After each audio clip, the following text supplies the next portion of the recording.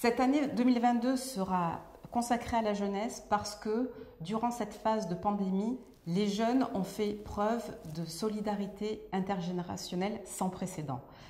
Pour protéger les plus âgés, ils ont mis entre parenthèses leurs études, leur vie professionnelle, leur vie sociale, amoureuse, la fête. Il était bien légitime que les institutions, l'Union européenne en l'occurrence, leur consacrent cette année pour leur dire qu'elle pensait à eux, qu'elle était consciente des efforts et qu'elle devait faire plus. Les jeunes ont été les premiers touchés par le chômage.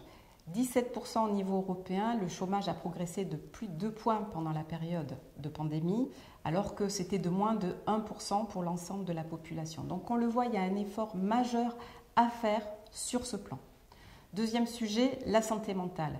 L'isolement a créé des vraies situations de détresse pour les jeunes. Quand on coupe le lien social, on est plus vulnérable. Donc sur tous ces sujets, l'Union européenne va agir.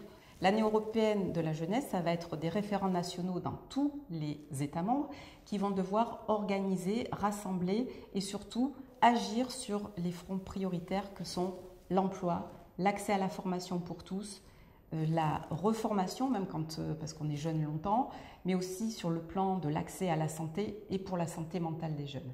Et puis bien sûr, il y a un volet dédié à la culture. Le partage culturel est très important pour créer l'Europe. À la fête aussi, tout simplement, il faut des grands événements qui rassemblent et qui fédèrent.